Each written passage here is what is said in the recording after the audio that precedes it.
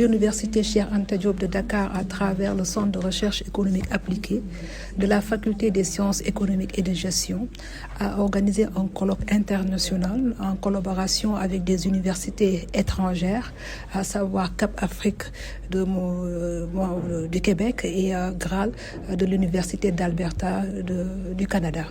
Donc, pourquoi nous avons organisé ce colloque international portant bien sûr sur le thème suivant, à savoir pour un changement social et économique inclusif, droit, pouvoir et contribution des femmes. C'est pour renforcer la collaboration internationale entre les universités africaines, en particulier sénégalaises, et les universités étrangères. L'autre volet renvoie bien sûr à la thématique proprement dite. Vous conviendrez avec moi qu'actuellement, les transformations sociales, culturelles, géopolitiques existent et on ne peut pas parler de mutation de politique économique géopolitique sans pour autant prendre part à la représentativité des femmes. Raison pour laquelle nous avons jugé nécessaire de participer à cet édifice sur des thématiques de genre, d'inclusion sociale, de développement durable et équitable. Donc, je l'ai dit tantôt, c'est un fruit de partenariat. Donc, au-delà maintenant de la coopération internationale entre nos universités sénégalaises, l'autre volet, c'est quoi? C'est de réfléchir sur les obstacles liés à ces thématiques de genre, mais également de mettre en lumière les stratégies de développement. Pourquoi droit, pouvoir et contribution? Droit, parce que jusqu'à présent, il y a toujours cette inégalité d'accès par rapport à ces thématiques. Il y a toujours les stéréotypes de genre.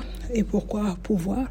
Même au-delà même de ces inégalités, il y a la contribution des femmes, il y a le pouvoir en tant que tel. Donc les femmes sont maintenant autonomes, les femmes sont indépendantes, les femmes sont plus impliquées dans les instances de décision, donc on est plus représenté. Maintenant, le volet contribution, c'est par rapport au développement proprement dit.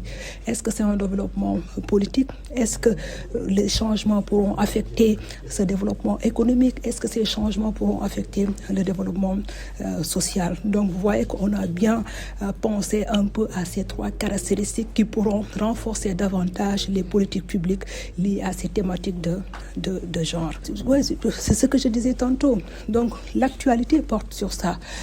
Lorsqu'on regarde, par exemple, les grandes instances internationales, à savoir la Banque mondiale, FAO, ainsi de suite, on nous a dit que d'ici 30 ans, l'Afrique sera le continent le plus peuplé, avec presque 60% de jeunes et de femmes. Donc vous voyez que côté aspiration supérieure, il faudrait maintenant, dès à présent, réfléchir un peu sur la part, la représentativité féminine dans les grandes instances de décision, au moins pour affecter de façon plus ou moins plausible ces transformations. Donc la femme et le jeune en tant que tel sont les acteurs phares de levier de développement.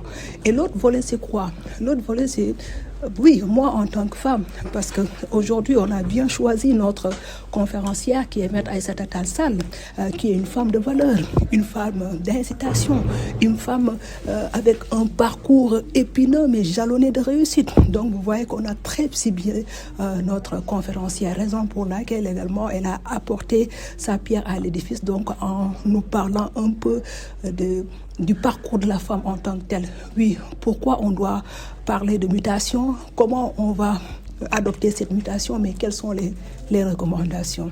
À la suite de ça également, l'objectif de ce colloque, ça ne s'arrêtera pas seulement à la production scientifique. Parce que lorsqu'on cible les universités sénégalaises, on pense à un centre de recherche, on se dira oui, c'est plus la production scientifique. Non, aujourd'hui, c'est au-delà de cette production scientifique. Ce que nous voulons également, c'est cette symbiose. Vous avez vu la composition des participants.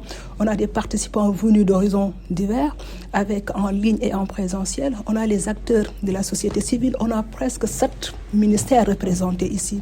Donc on a les représentants des cellules genre des ISEP, les représentants des cellules genre des ministères, les représentants des cellules genre des établissements d'enseignement supérieur privés.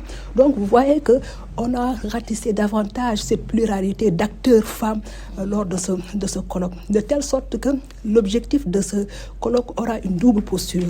Une posture d'abord qui permettra de renforcer davantage les politiques publiques avec des thématiques de genre, d'inclusion et de développement durable. Mais l'autre volet, maintenant, c'est de renforcer les implications de politique économique.